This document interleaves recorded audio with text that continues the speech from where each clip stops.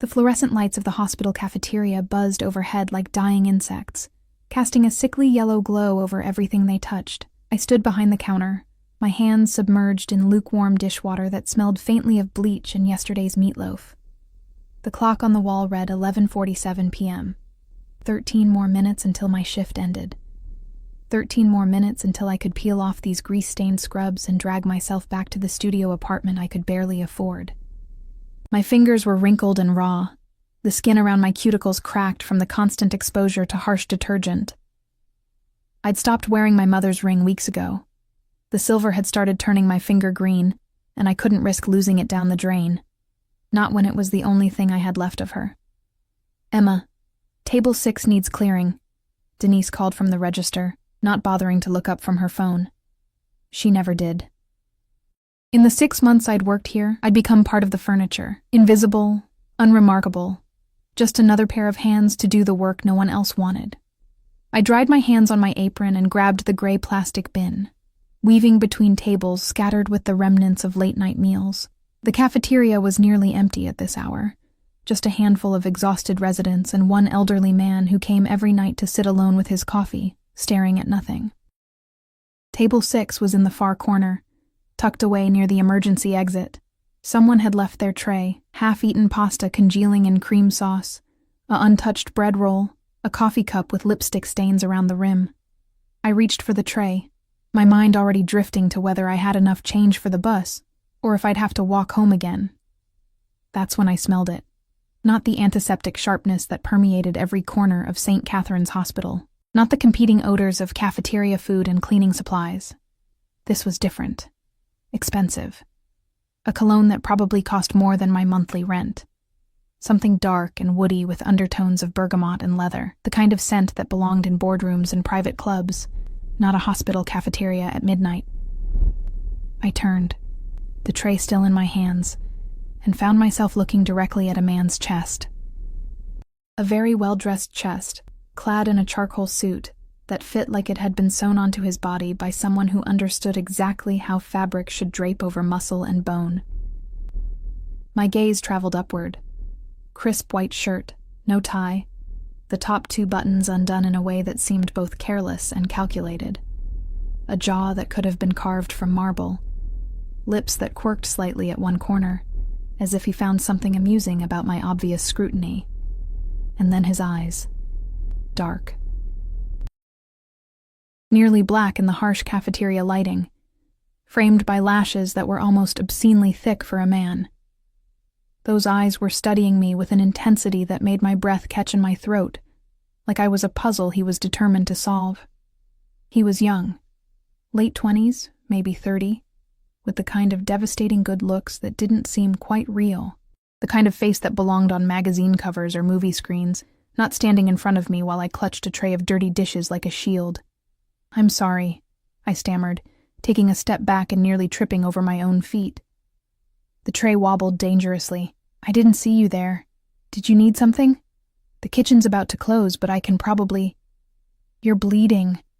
His voice was low, quiet, but it cut through my rambling like a blade through silk. Smooth, with an accent I couldn't quite place, something European layered beneath perfect English. I looked down at my hands. Sure enough, a thin line of blood was welling up from a cut on my index finger. I must have caught it on something sharp in the dishwater. I hadn't even felt it. "Oh, it's nothing really. Just a small cut. Happens all the time." I set the tray down on the nearest table, fumbling for the napkins dispenser. My hands were shaking, though I couldn't have said why. There was something about the way he was looking at me, not with pity or concern, but with something far more unsettling. Recognition, maybe, or possession. Before I could grab a napkin, he moved. Not rushed, not aggressive, but with a fluid grace that suggested every action was deliberate, controlled. He caught my wrist in his hand, his fingers warm against my cold skin, and examined the cut with the same intense focus he'd directed at my face. "You should be more careful." The words were almost gentle, but there was steel underneath them. A command, not a suggestion. "I'm fine, really. Thank you, but I need to—" The emergency exit door behind us burst open with a bang that made me jump. 3 men entered, moving with purpose, their eyes scanning the room with a professional wariness that made my stomach tighten with instinctive unease. They weren't medical staff. They weren't visitors. They wore dark suits similar to the man still holding my wrist.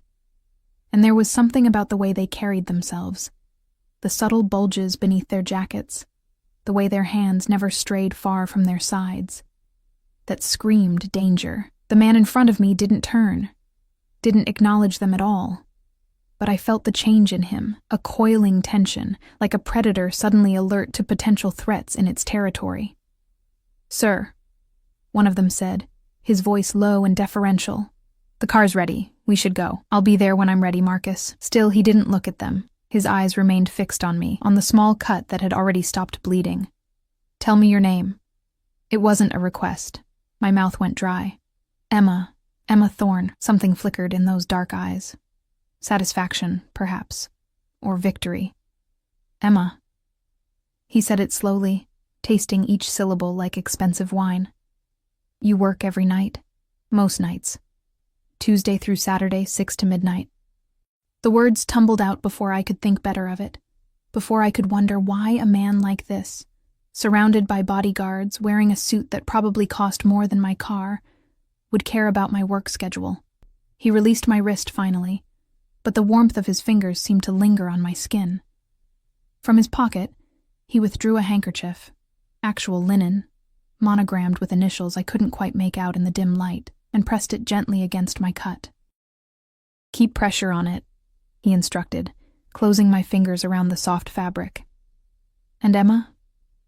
He leaned in slightly, close enough that I could feel the heat radiating from his body, close enough to smell that intoxicating cologne mixed with something else, something uniquely him. "Be careful walking home alone at night. This neighborhood isn't safe for someone like you." "Someone like me?" I managed to whisper. His lips curved into a smile that didn't quite reach his eyes, unprotected. And before I could process what that meant, he stepped back, buttoning his suit jacket with practiced ease. The three men immediately fell into formation around him, one in front, two behind, creating a protective barrier as they moved toward the exit. I stood there, frozen, the expensive handkerchief pressed against a cut that had probably already stopped bleeding, watching him leave. At the door, he paused and looked back over his shoulder.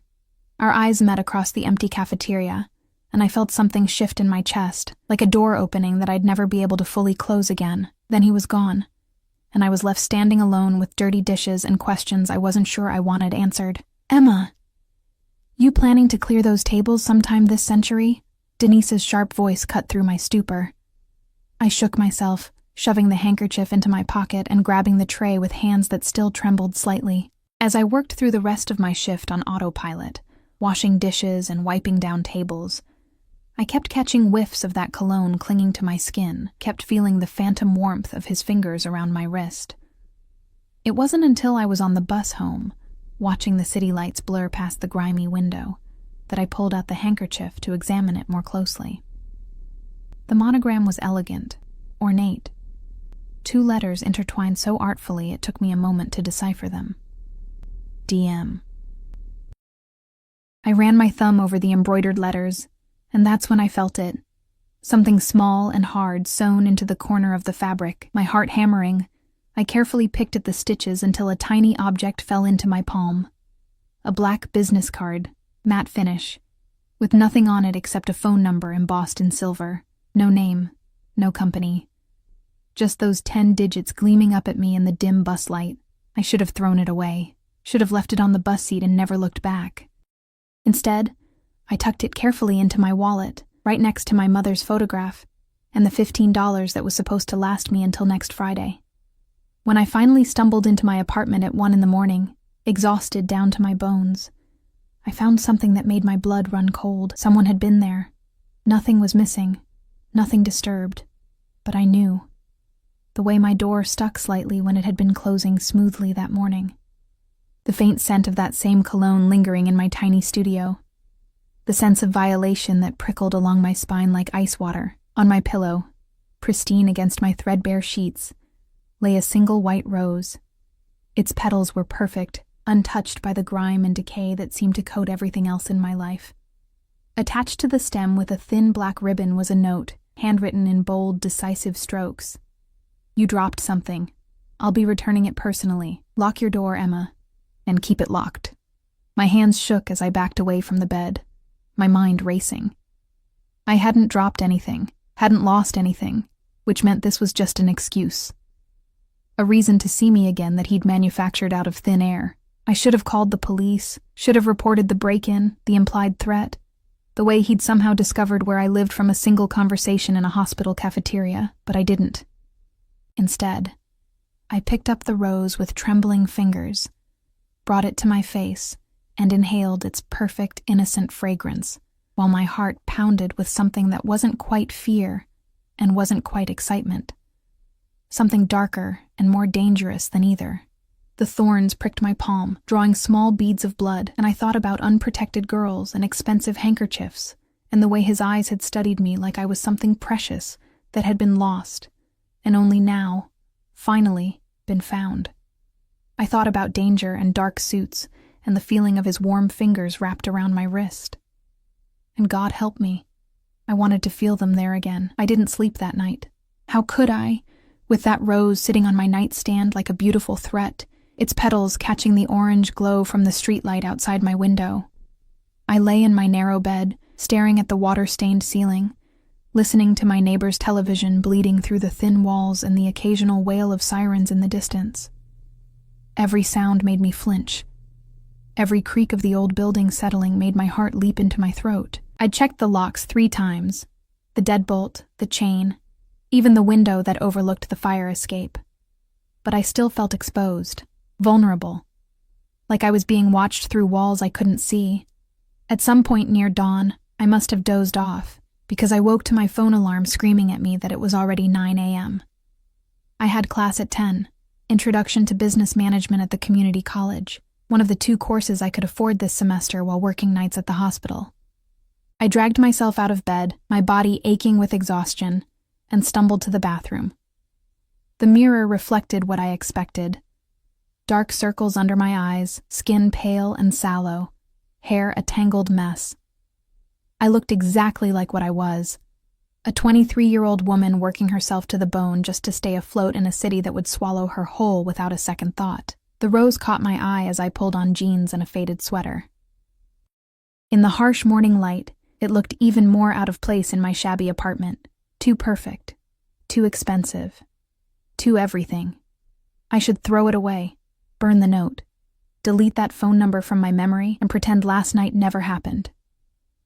My fingers brushed against the business card in my wallet as I grabbed it. I left the card where it was. The bus ride to campus was the same as always, packed with people who looked through me rather than at me, all of us trapped in our own small survival bubbles.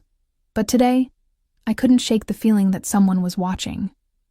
I found myself scanning faces, looking for dark eyes and expensive suits. But there was nothing.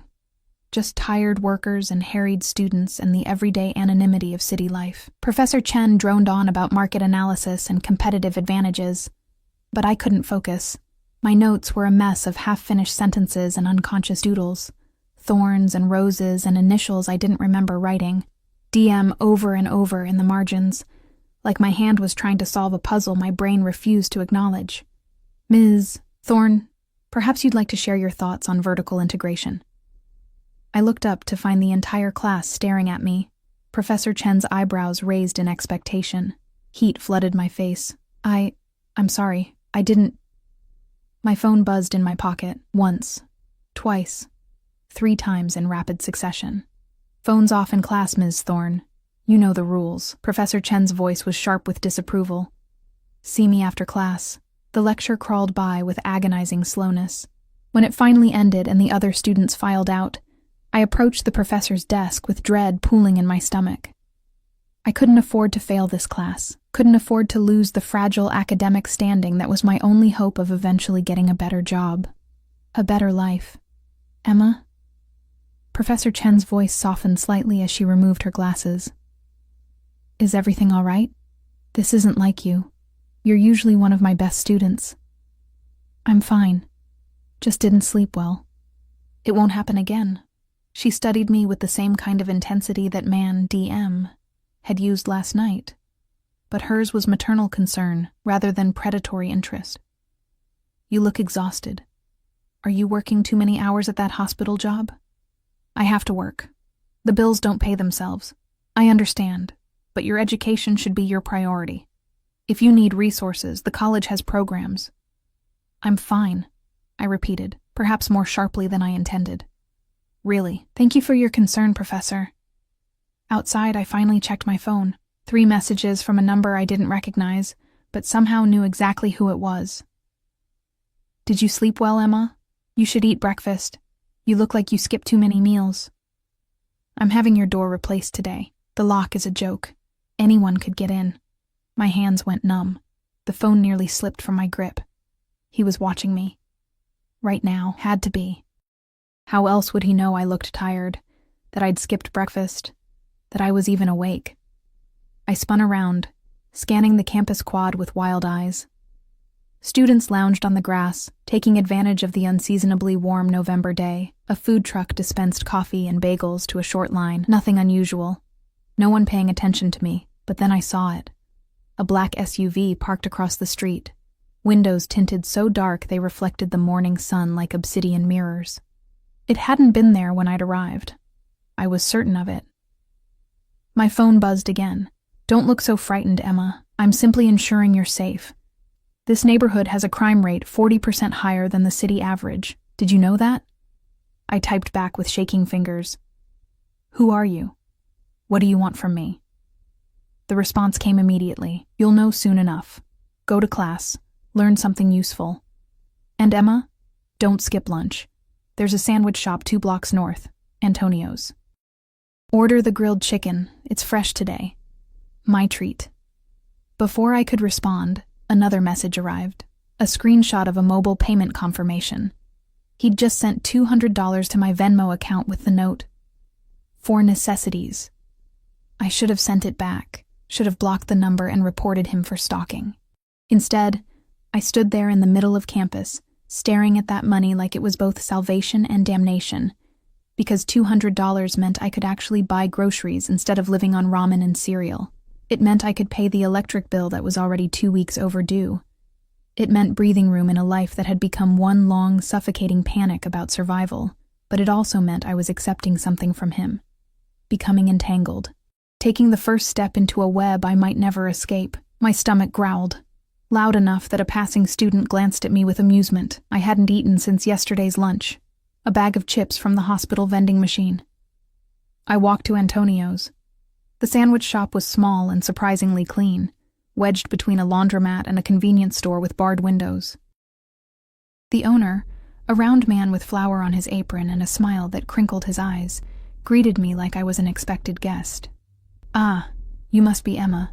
Your order's already being prepared. Please, sit. I didn't call ahead. No need. Everything's been taken care of." He gestured to a small table by the window, already set with water and a cloth napkin. Cloth, in a neighborhood sandwich shop. I sat because my legs felt suddenly weak. Through the window, I could see the black SUV parked across the street, a silent sentinel. Watching. Always watching. The sandwich arrived within minutes, grilled chicken with fresh mozzarella, roasted red peppers, and basil pesto on ciabatta that was still warm from the oven. It smelled like heaven. My mouth watered despite the knot of anxiety in my stomach. Eat, Antonio urged, setting down a small cup of tomato bisque. You're too skinny.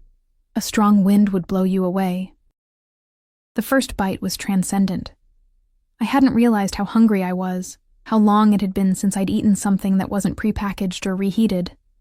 I devoured half the sandwich before I could even think about what I was doing, accepting his charity, letting myself be taken care of by a man who'd broken into my apartment and was currently having me surveilled.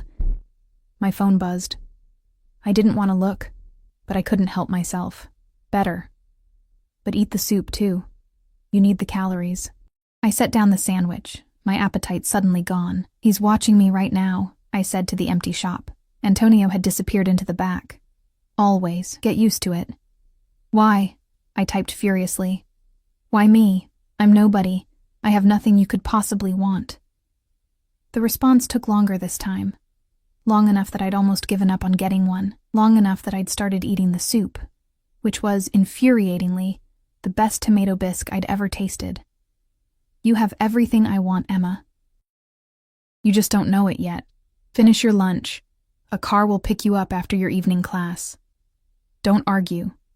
Don't refuse. Just get in. And if I don't, then I'll come get you myself, and I won't be nearly as patient as I'm being now. There was no threat in the words, just a simple statement of fact.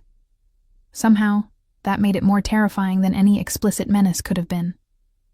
I finished my lunch in silence, tasting nothing. When I tried to pay, Antonio waved me off with a knowing smile that made my skin crawl. Already settled, Bella. Come back anytime. You're always welcome here. Outside, the SUV pulled away from the curb as soon as I emerged, gliding into traffic with practiced ease. But I knew it, or another just like it, would be back, following me to my next class, watching as I went through the motions of my ordinary, invisible life that was suddenly anything but. My afternoon class was a blur. I sat in the back of the lecture hall, hyper-aware of every person who entered, every shadow that moved past the frosted glass door, but no one paid me any attention. I was still invisible to everyone except him. At 6 p.m., I stood outside the humanities building, my backpack slung over one shoulder, watching the stream of students heading home or to the library or to their part-time jobs. I could just walk away, go to the bus stop like normal, clock in for my shift at the hospital, and pretend this was all some bizarre hallucination brought on by exhaustion and stress. The black SUV pulled up to the curb in front of me with barely a whisper of sound. The back door opened. I should run, should scream, should do literally anything except what I was about to do. I got in. The interior was all black leather and polished wood, smelling of that same expensive cologne and something else, gun oil maybe, or the peculiar scent of money and power. The door closed behind me with a solid thunk that sounded like a cell door slamming shut. He sat across from me, one leg crossed over the other, perfectly relaxed in a charcoal suit that was somehow different from last night's, but equally devastating. Those dark eyes tracked my every movement as I settled into the seat, my backpack clutched on my lap like a shield. Emma. My name was a purr in his throat, satisfied and possessive. I'm glad you made the smart choice.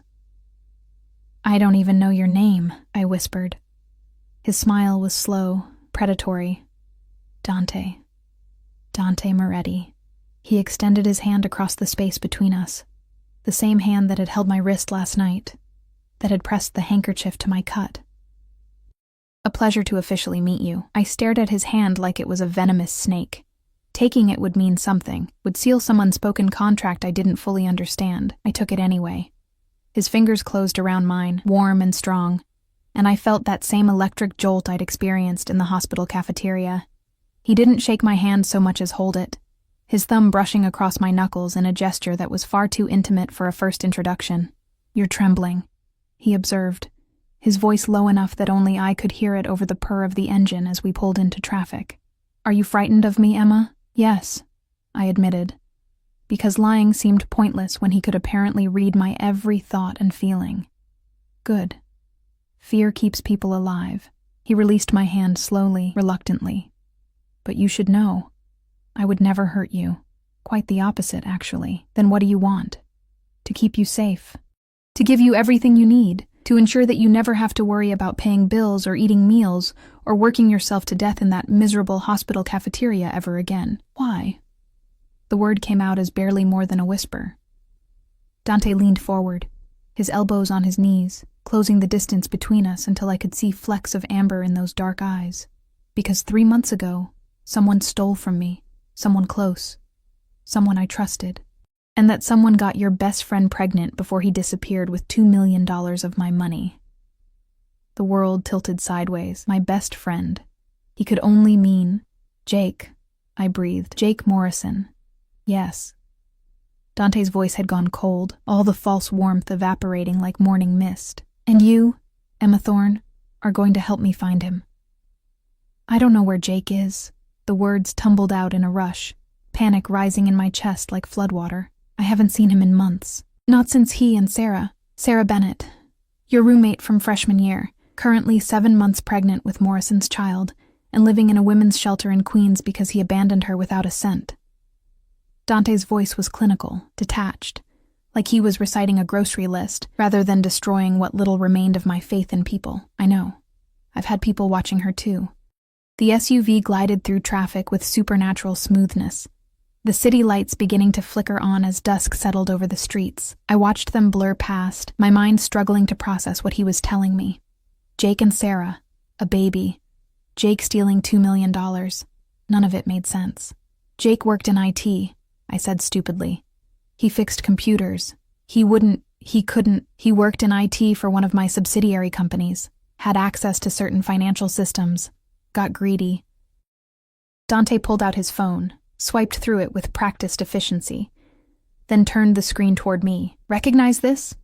The photo showed Jake at what looked like a private poker game, cards in hand, chips stacked in front of him, but it was the expression on his face that made my stomach turn, the wild gleam in his eyes, the manic grin. This wasn't the sweet, goofy guy who'd tutored me in statistics and brought Sarah flowers every Friday.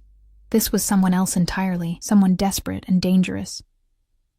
He had a gambling problem, Dante continued, pocketing his phone. Started small, sports betting, online casinos. Then he found the high-stakes games, lost more than he could ever hope to repay. So he made a choice, steal from me or let the people he owed money to kill him. He chose poorly. And Sarah? My voice cracked on her name. What does she have to do with any of this? Nothing. She's an innocent victim. Like you. His eyes softened fractionally, which is why I'm going to take care of both of you. I'm not a victim. I'm not anything. I barely even talk to Jake anymore. We were friends in college, but after he and Sarah got together, we just drifted. I can't help you find him. You're wrong.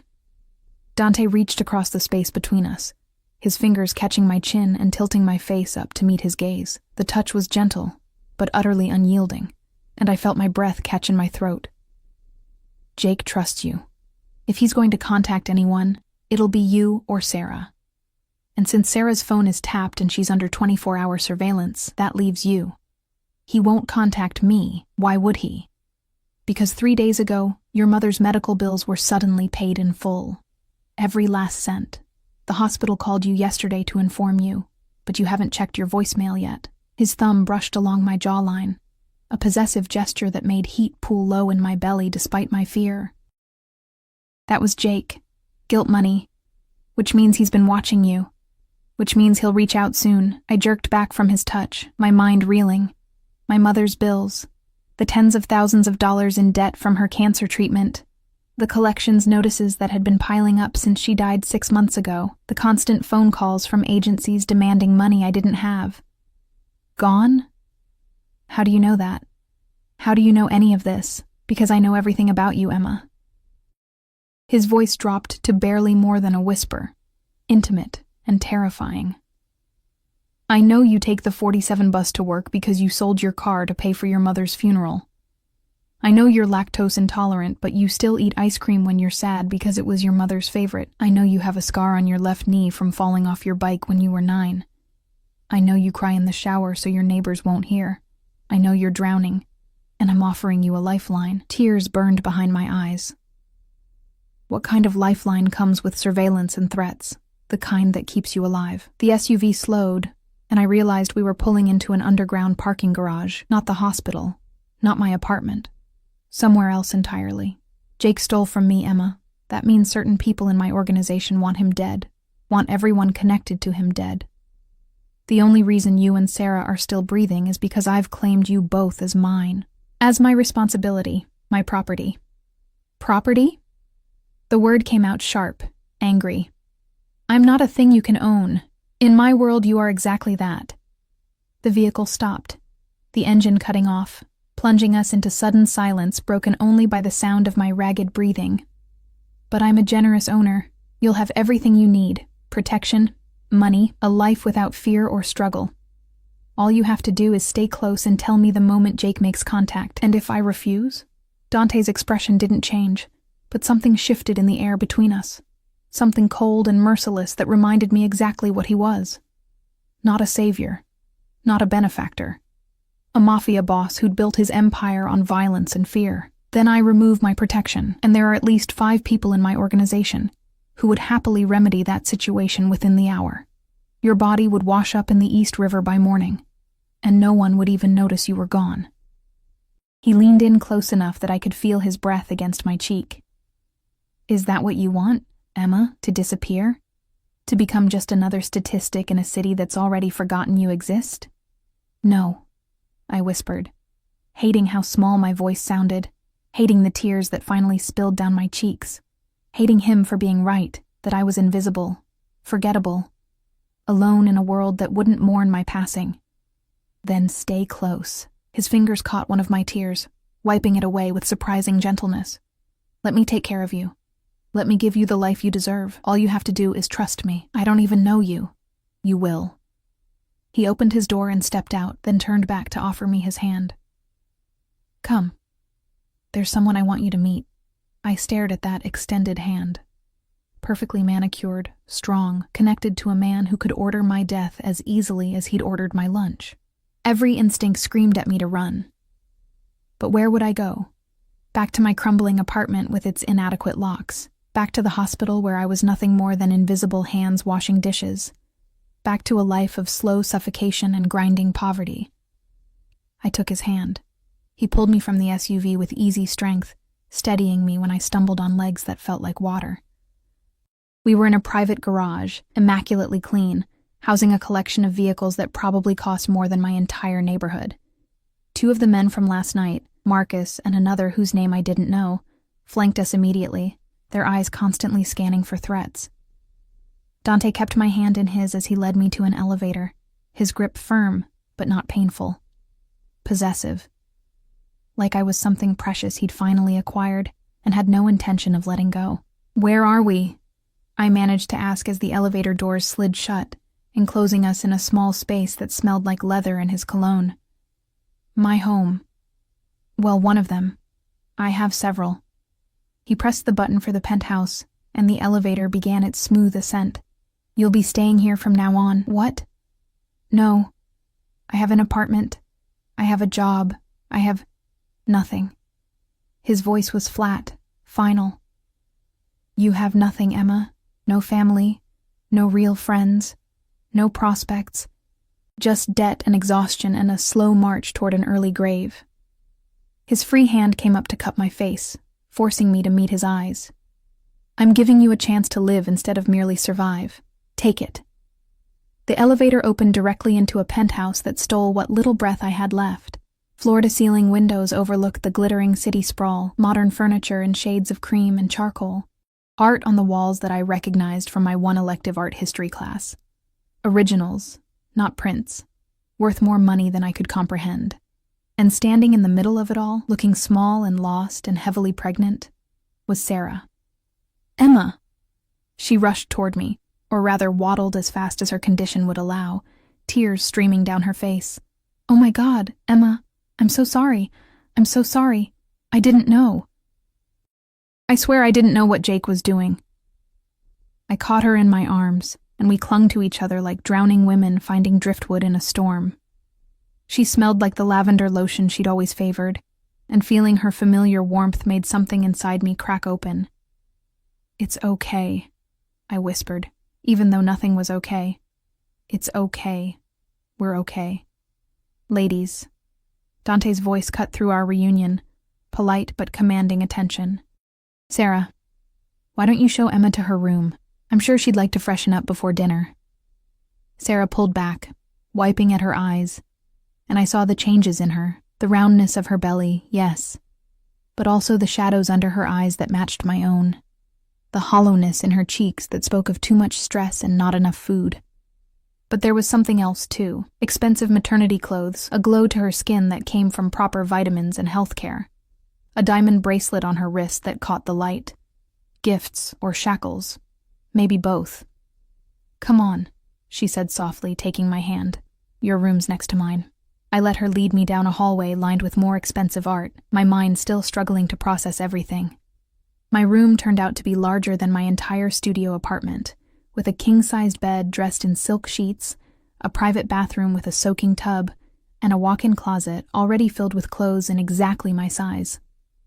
"He had them brought in this afternoon," Sarah explained, seeing my expression. "He's very thorough." "Sarah, what the hell is going on? How long have you been here?"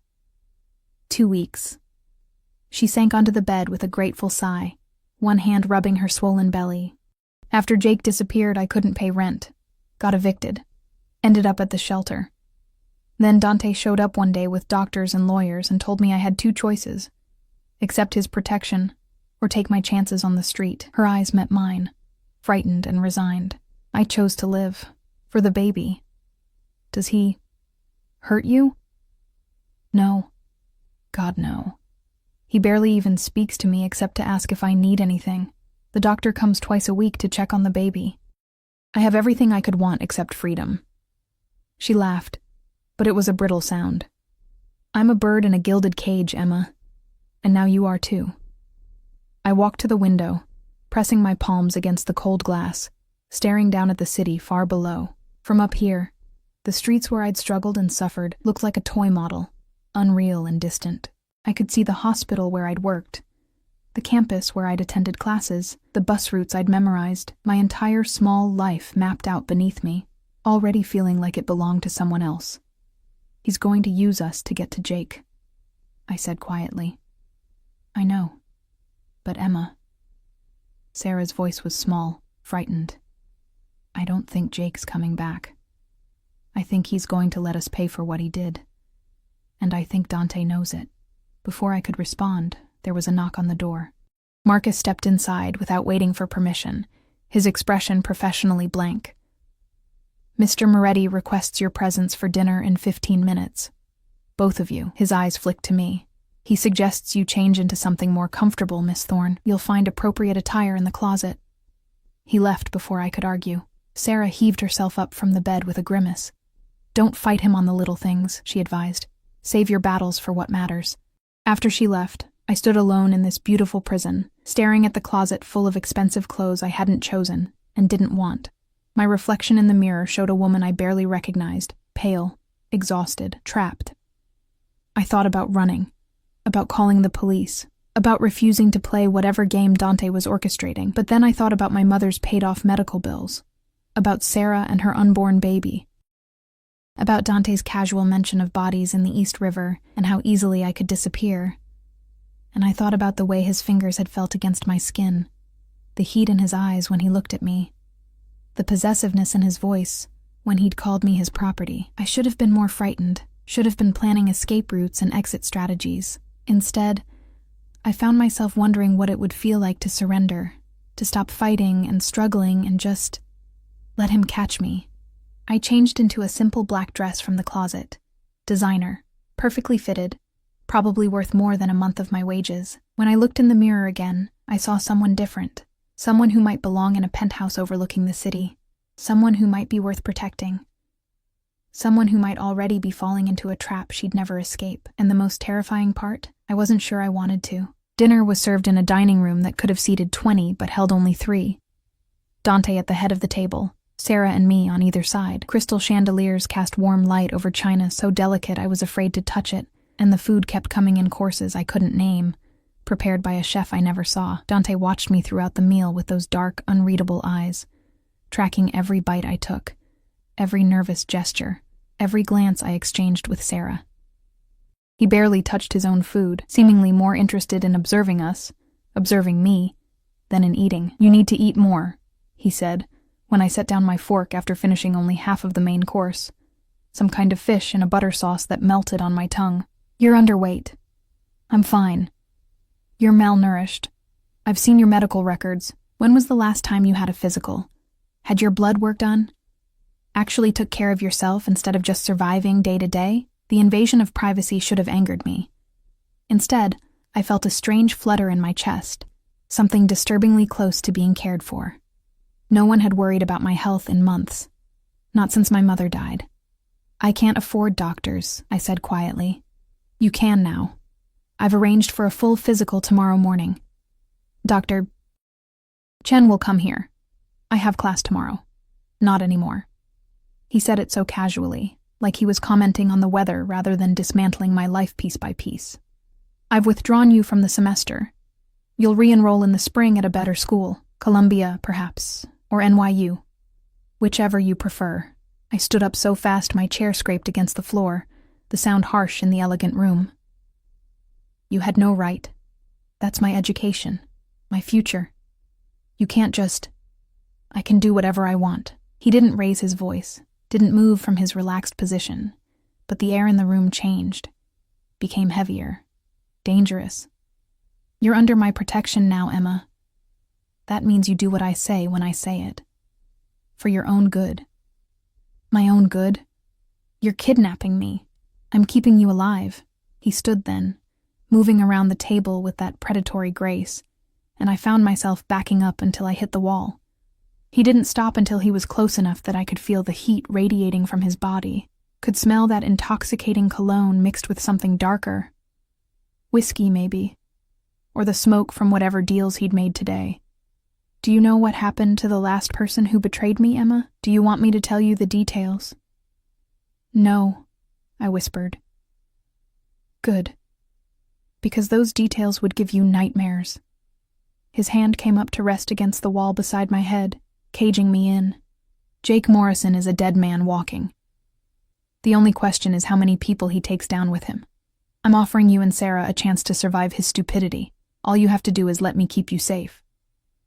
By controlling everything I do, by making me a prisoner, by making you mine. His other hand caught my chin, tilting my face up. And yes, that means control. It means supervision. It means I know where you are and who you're with every second of every day. Because the people looking for Jake don't care about collateral damage. They'll torture you for information you don't have, then kill you just to send him a message. You're trying to scare me. I'm trying to make you understand reality. His thumb brushed across my lower lip, and I hated the way my breath hitched at the contact. You're in my world now, Emma, and in my world, pretty, vulnerable girls don't survive on their own. They need protection. They need someone strong enough to keep the wolves at bay. And that's you? My protector? Yes. The word was barely more than a whisper, but it resonated through me like a physical touch. I saw you in that hospital cafeteria, exhausted and invisible and so fucking beautiful it hurt to look at you. Saw the way you moved through the world like you were apologizing for taking up space. And I knew you were mine before I even learned your name. That's insane. Perhaps. His lips curved into a smile that was more predatory than amused. But it's also true. I've built an empire on instinct, Emma, on knowing what I want and taking it, and I want you. Why? The question came out as barely more than a breath. I'm nobody. I have nothing. I'm not... You're everything. His hand moved from the wall to tangle in my hair, fingers tightening just enough to make my scalp tingle. You're uncorrupted by this world. Untouched by the dirt and violence that coats everything in my life. You're good, Emma. Pure. And I'm going to keep you that way even if it means locking you in a tower and throwing away the key. I don't want to be locked away. Then don't fight me. Accept what I'm offering. Let me take care of you. His face moved closer, close enough that his lips were almost brushing mine. Let me give you everything you've been denied. Everything you deserve. I should have pushed him away. Should have screamed for help. Though who would come? Who would save me from a man who owned everything and everyone around him? Instead, I stood frozen, my heart hammering against my ribs, my body betraying me by leaning into his warmth instead of away from it. Emma. Sarah's voice cut through the tension like a knife. She stood in the doorway, one hand on her belly, her expression pleading. Don't fight him. Please. It's not worth it. Dante pulled back slowly, releasing me, but not before his fingers trailed down my neck in a gesture of obvious possession. Sarah understands. She's learned to accept reality. You will too. He walked past her without another word, leaving me slumped against the wall, my legs shaking and my mind in chaos. Sarah crossed to me immediately, grabbing my hands. He's not going to hurt you, she said urgently. But you can't defy him directly. It only makes things worse. How can you accept this? How can you just give in? Because I have a baby to think about. Her voice cracked, tears spilling down her cheeks. Because I have no money, no family, no options.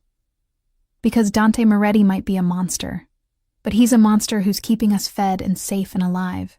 Do you understand? Alive, Emma, which is more than Jake ever cared about.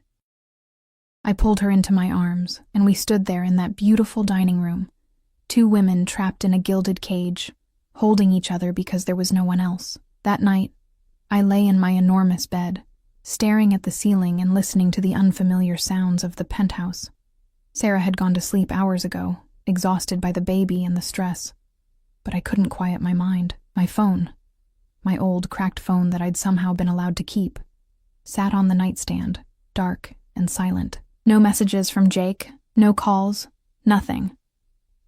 Around 2 a.m. I heard it. Footsteps in the hallway, a pause outside my door. The handle turned slowly and my heart leapt into my throat.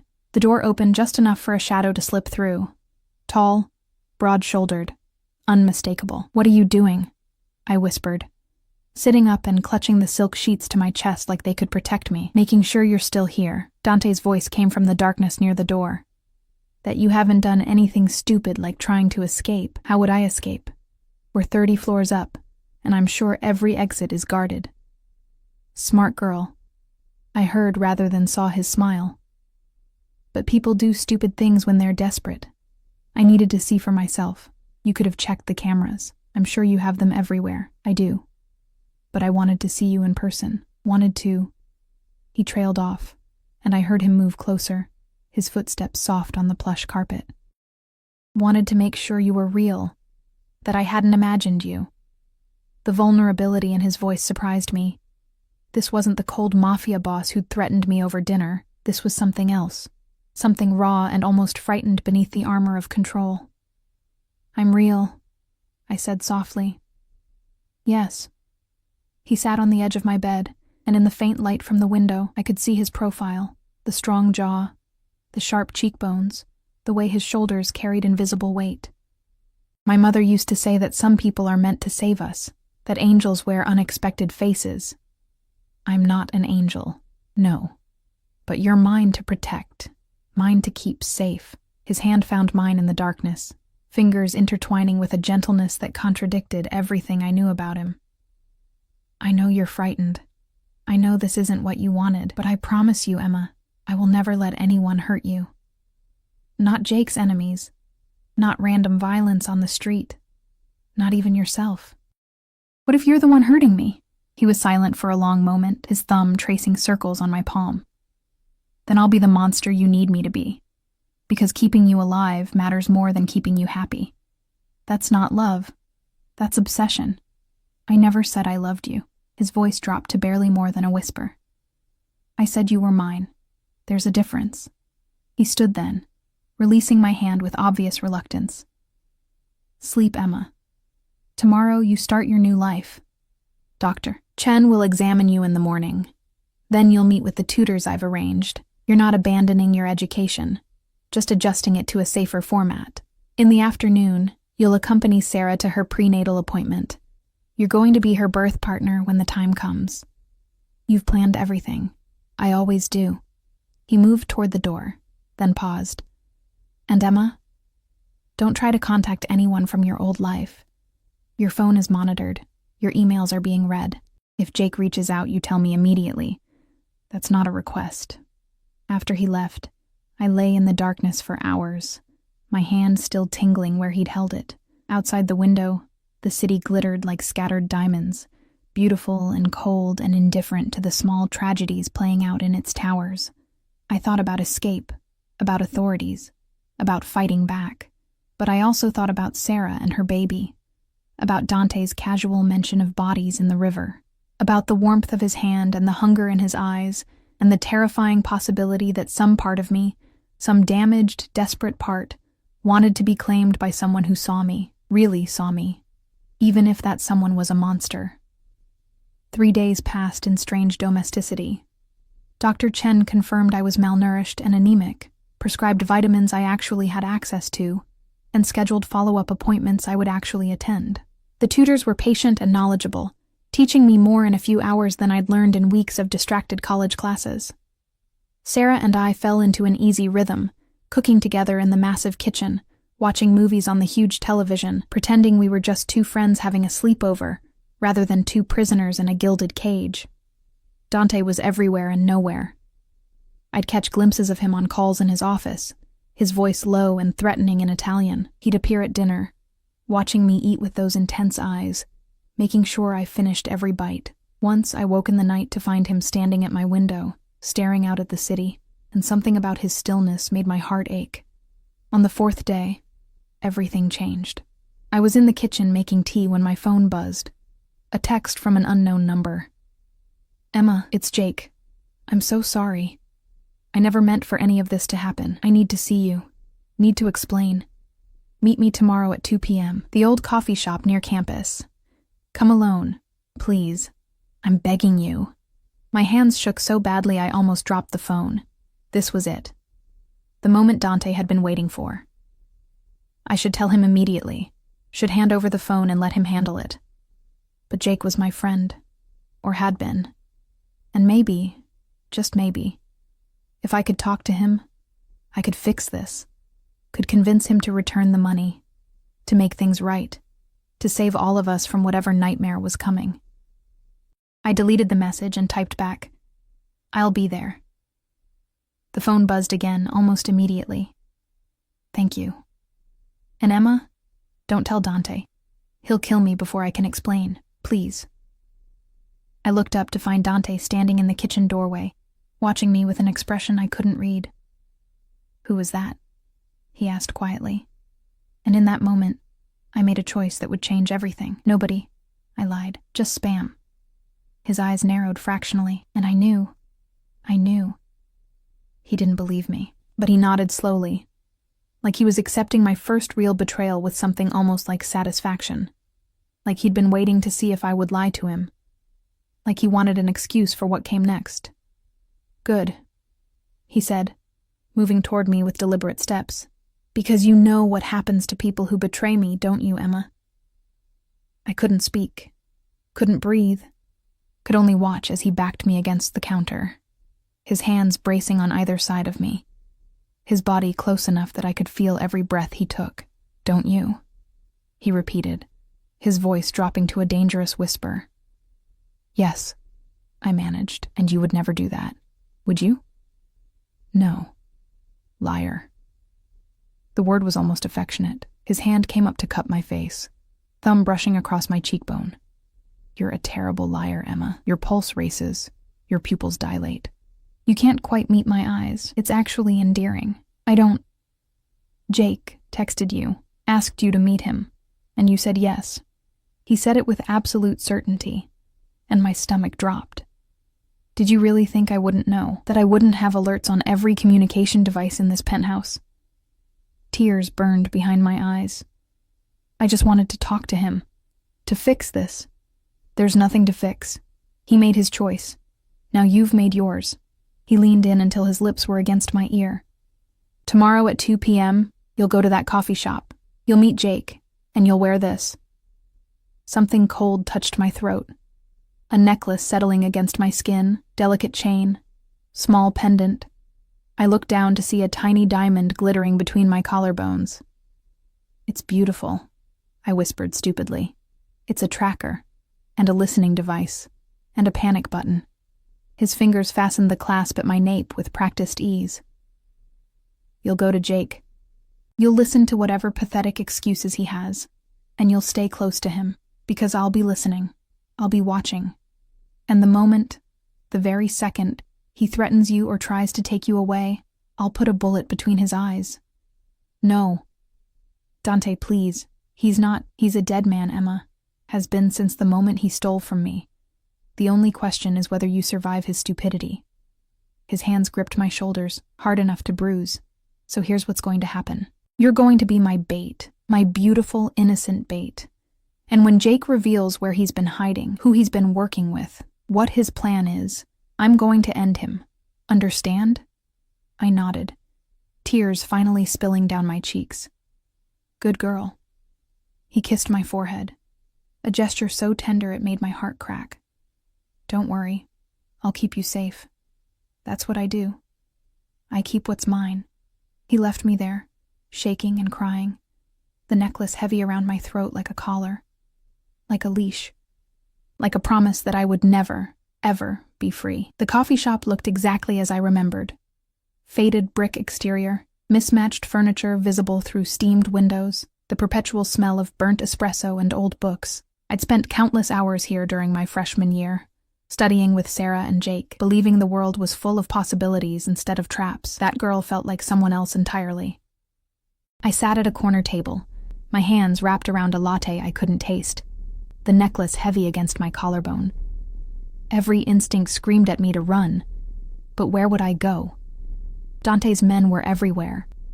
I'd spotted at least 3 on my walk from the SUV that had dropped me off 2 blocks away. The driver, Marcus, had given me explicit instructions.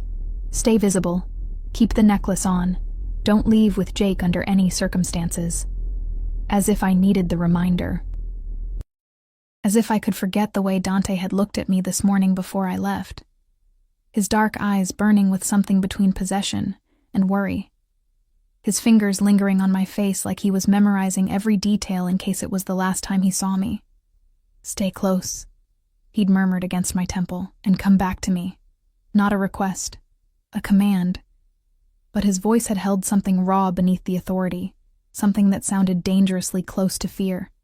The bell above the door chimed, and Jake walked in. I barely recognized him. The confident, easygoing guy I'd known had been replaced by someone gaunt and hollow-eyed, his clothes hanging loose on a frame that had lost too much weight too fast. He scanned the room with jerky, paranoid movements before his eyes found mine. The relief that flooded his face made my chest ache. Emma. He slid into the seat across from me, reaching for my hands. I pulled them back, and hurt flickered across his features. I know you hate me. You should. But I needed to see you. Needed to explain. Explain what? How you stole $2 million from the Mafia? How you got Sarah pregnant and then abandoned her? How you've put everyone you supposedly cared about in danger. My voice was low but sharp, cutting through the ambient noise of the coffee shop. It wasn't supposed to happen like this. I was going to pay it back, I swear. The gambling. I thought I could win it back. Thought I could fix everything before anyone noticed. But it all went wrong so fast. He ran shaking hands through his hair, and I saw the tremor in his fingers, the wild edge to his eyes. They're going to kill me, Emma. Moretti's people. They've already killed 2 guys I worked with. I'm next. Then give the money back. Turn yourself in. Let Dante... Dante? Jake's eyes sharpened with sudden focus. You're calling him Dante? Jesus Christ, Emma, what has he done to you? I touched the necklace reflexively, and Jake's gaze followed the movement. His face went pale. You're wearing his jewelry. He leaned back, something like horror dawning in his expression. He's claimed you, hasn't he? Made you his. Oh God, Emma, I'm so sorry. I never meant... What did you mean then? What was your plan, Jake? I was going to disappear. Change my name. Start over somewhere Moretti couldn't find me. But I couldn't leave without seeing you one more time. Without making sure you were okay. His hand shot across the table, grabbing mine before I could pull away. Come with me. Right now.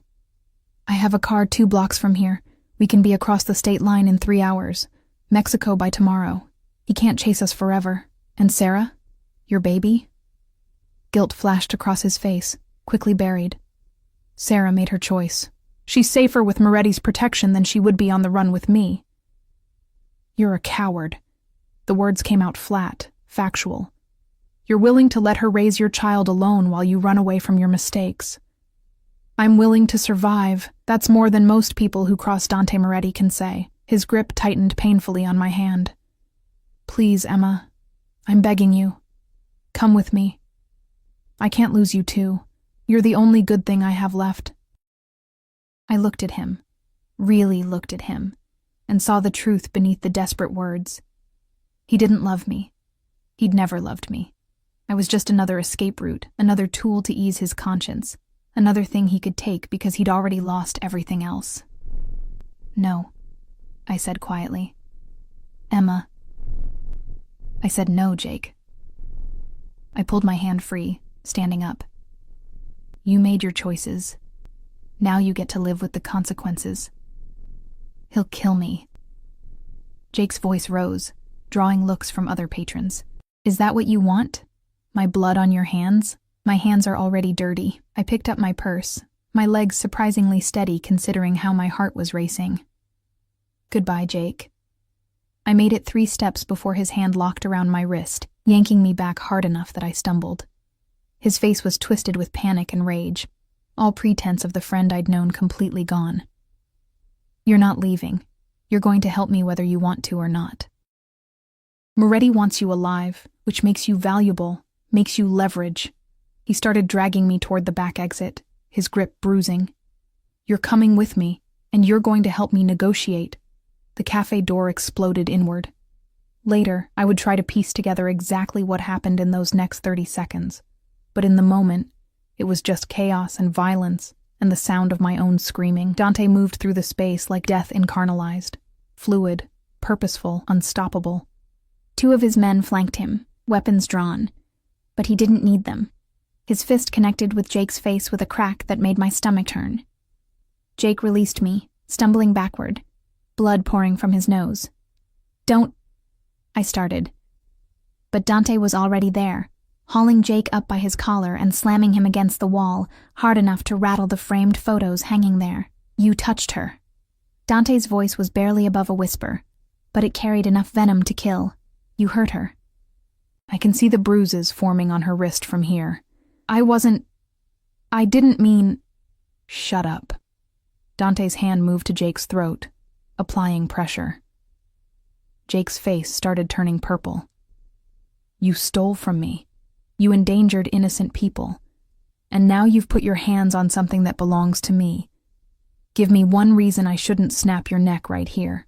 Dante, please."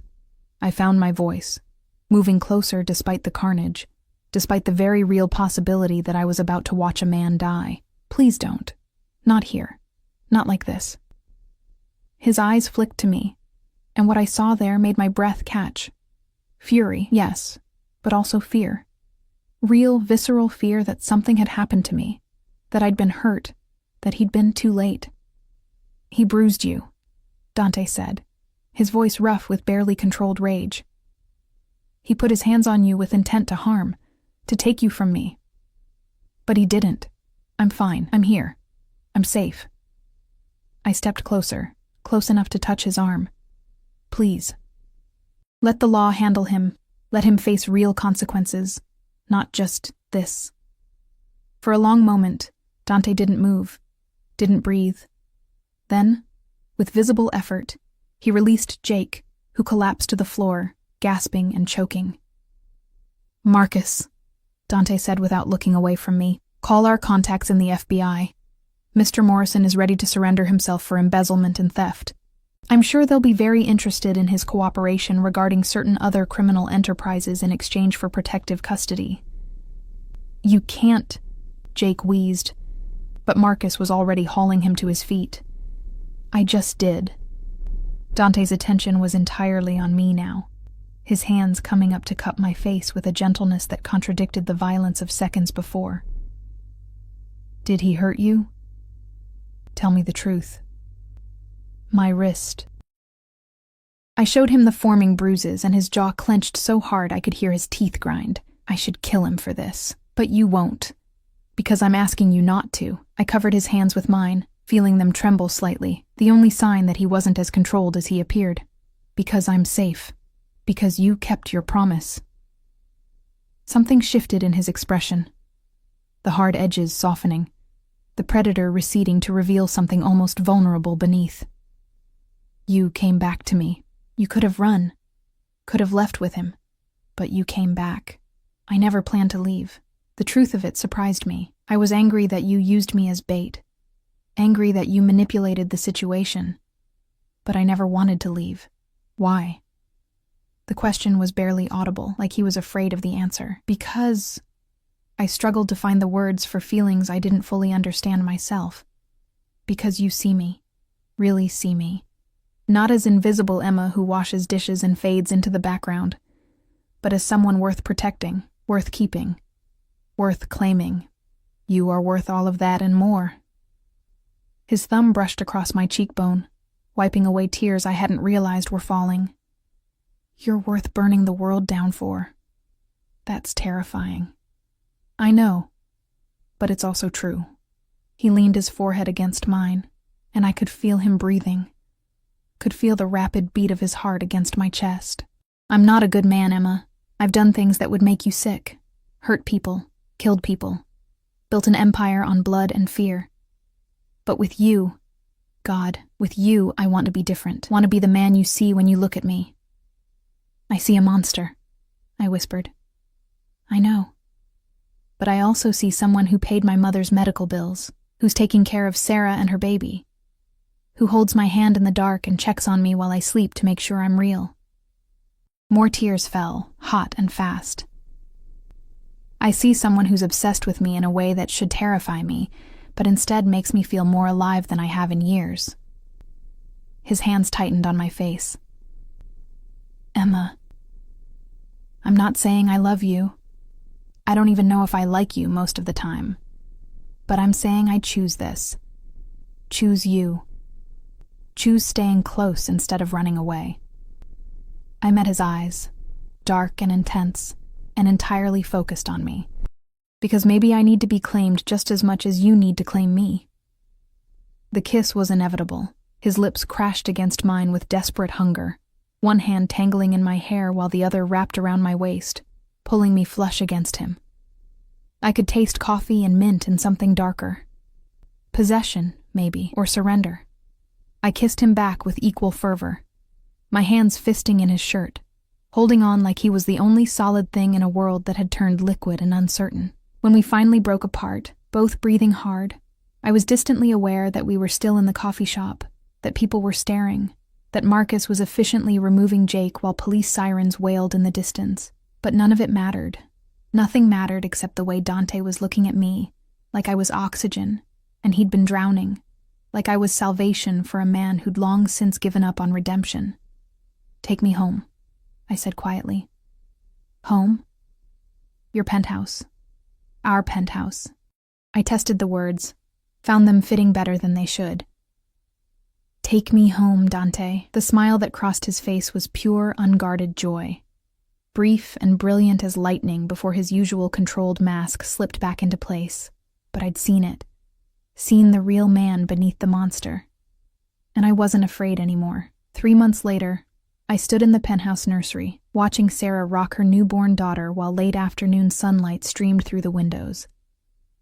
Little Grace had her father's nose and her mother's eyes, and she was perfect despite the circumstances of her conception. Jake was in federal custody, cooperating with authorities in exchange for a reduced sentence. He'd never meet his daughter.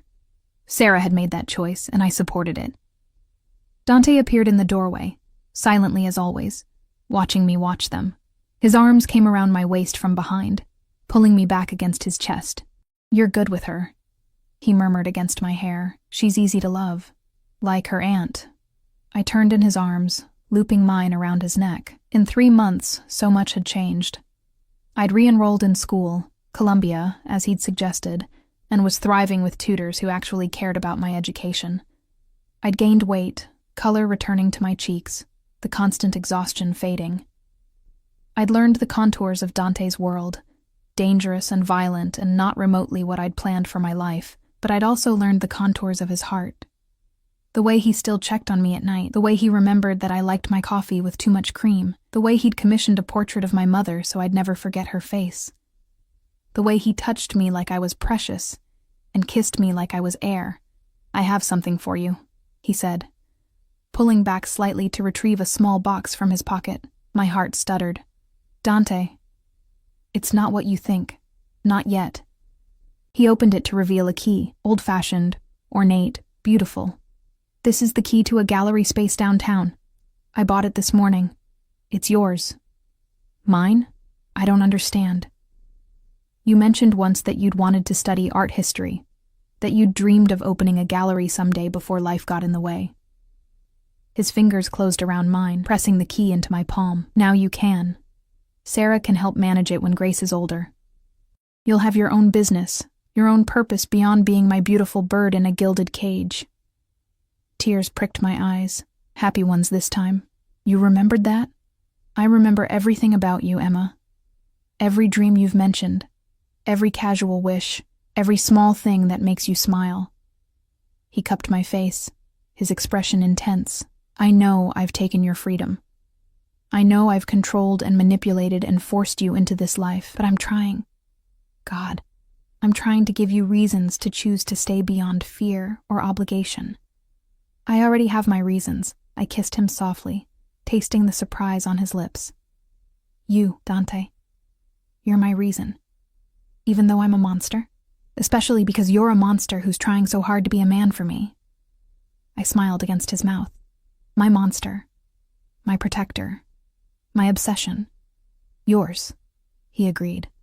The word a vow and a surrender. Always yours. Sarah cleared her throat delicately. As beautiful as this is, Grace needs changing, and you two need to get a room. We broke apart, laughing, and I felt something settle in my chest. Contentment, maybe, or acceptance. This wasn't the life I'd planned. Wasn't the safe, normal future I'd once dreamed of, but it was mine. We were mine. Dante with his dark intensity and protective obsession, Sarah with her resilient strength and new beginning, Grace with her infinite potential. And I was theirs, Emma Thorne, who'd gone from invisible to essential, from drowning to dancing, from surviving to actually living. That evening, Dante and I sat on the penthouse balcony, watching the sun set over the city that had once seemed so indifferent to my existence. His arm was around my shoulders, my head on his chest, his heartbeat steady beneath my ear. Do you ever regret it? He asked quietly. Choosing this? Choosing me? Every day, I admitted, then smiled at his sharp intake of breath. And then you do something impossibly sweet, or surprisingly gentle. And I remember why I stayed, why I keep staying. I'll give you everything, Emma. Everything I have. Everything I am. It's all yours. I don't need everything. I tilted my head to look up at him, at the face I'd learned to read, to love in spite of its capacity for cruelty. I just need you to stay close, to keep watching over me, to keep claiming me like I'm something precious worth fighting for. Always. His lips found mine in a kiss that tasted like promises and possession, and the strange, twisted love we'd built from danger and desperation. You're mine, Emma, until the world ends and beyond. And you're mine, I whispered back. My beautiful monster, my impossible salvation. Below us, the city glittered with a million lives I'd never touch, a million stories I'd never know. But up here, in this tower of glass and steel, wrapped in the arms of a man who'd claimed me with the same ruthless determination he applied to everything else, I'd found something I'd never expected. I'd found home. Not in a place, but in a person. In the weight of his gaze, and the warmth of his touch, and the fierce, protective obsession that said I would never be invisible again. I would never be alone again. I would never be anything but his. And God help me. I wouldn't have it any other way. The sun sank below the horizon, painting the sky in shades of amber and rose, and Dante pulled me closer, his hand finding mine, our fingers intertwining like they'd been designed to fit together. Stay close, he murmured, echoing the first command he'd ever given me. Always, I promised. And I meant it.